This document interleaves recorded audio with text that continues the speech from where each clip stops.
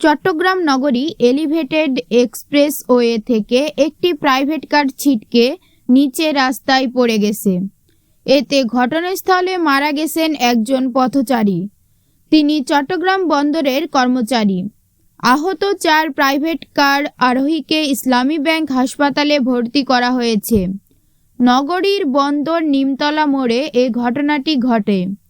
Police জানায়, এ ঘটনায় গুরুতর আহত 5 জনের মধ্যে পথচারী মোহাম্মদ শফিককে নগরীর আগ্রাবাদ মা ও শিশু হাসপাতালে নিয়ে যাওয়া হয়।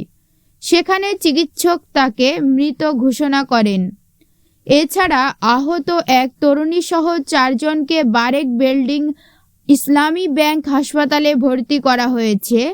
পুলিশ জানায়, গাড়িটি বেপরোয়া গতির কারণে নিমতলা এলাকায় আসলে নিয়ন্ত্রণ হারিয়ে রেলিং ভেঙে নিচে পড়ে যায়। ইসলামী হাসপাতালে গেলে নিহত মোহাম্মদ শফিকের ফ্যামিলি জানান, ওনারা আমার লুকি মারা গেছে, আমার আপন চাচা মারা গেছে। ওনাকে না দেখে, ওনারা কোনো কিছু রিফারেন্স না নিয়ে ওনারা সোজা সিনজির মধ্যে লুকিয়ে যাচ্ছে। মহিলা মানুষ, তাহলে ওটার দায় ভাই কে নিবে? যেটা মানুষ কিভাবে মারা গেছে? ভাই মারা গেছে আমার, তো আমাদের সাথে কথাবার্তা বলতে হবে। আমরা মামলা করবো না কি করে এটা দেখতে হবে। এটা না করে ওরা কি করতে, সোজা গাড়িতে অ্যাম্বুলেন্স করে এই সিএনজি করে চলে যাচ্ছে। ওরা এটা কেমনে যাবে, কি করে যাবে? আমার লাশ পড়ে আছে শিশু হাসপাতালে।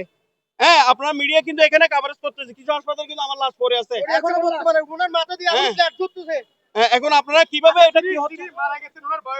ওনার বয়স হচ্ছে, আমি বলি ওনার বয়স হচ্ছে, দাঁড়াও, ওনার বয়স হচ্ছে 55 প্লাস। হ্যাঁ, ওনার একটা ছেলে একটা মেয়ে।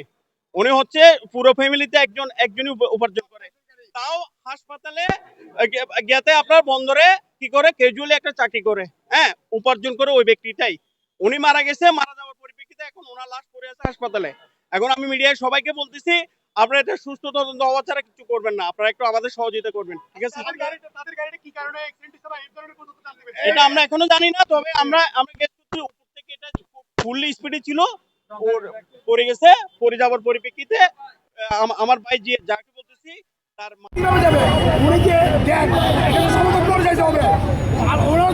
হবে না, এটা তো হবে না, এটা তো কোনো কথা নাই। এটা ভিজিট করে যেতে হবে, তো রিলিজ করে দিচ্ছি ওনাদেরকে, চলে যাবে। এটা কোনো কথা, কোনো গাড়ি যেতে পারবে না যতক্ষণ পর্যন্ত শ্রমিকের লাশের না করে, ওর পরিবারকে ইয়ে না করে এটা যাইতে পারবে না। আচ্ছা, যে 5 জন গাড়িতে ছিল তাদের কি সবাইকে রিলিজ করছে না? তারা একজনকে করছে, আর এদিকে 3 জন 4 জনকে রিলিজ করছে। ওরা মানে সুস্থ? হ্যাঁ, ওরা সুস্থ। এত উপর থেকে পরে পরেও তাদের আসলে তেমন হতাহত দেখেন, আপনারা দেখেন, ওরা সুস্থ, ওদেরকে ছেড়ে দিচ্ছে।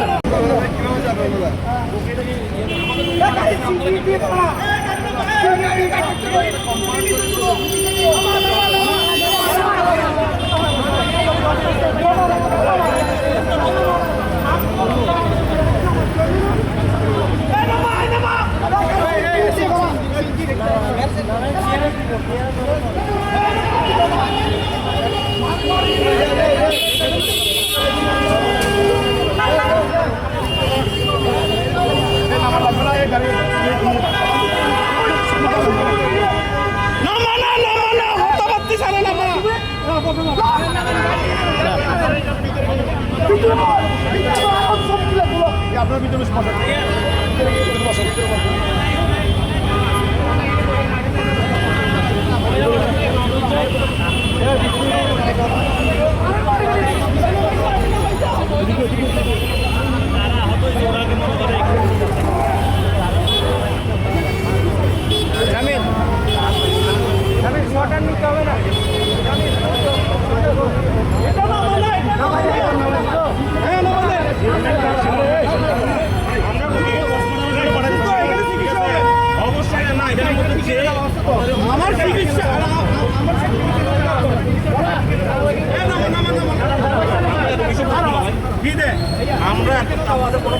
দুর্ঘটনার পর স্থানীয় বাসিন্দা ও ফায়ার সার্ভিস কর্মীরা দ্রুত ঘটনাস্থলে পৌঁছে হতাহতদের উদ্ধার করেন।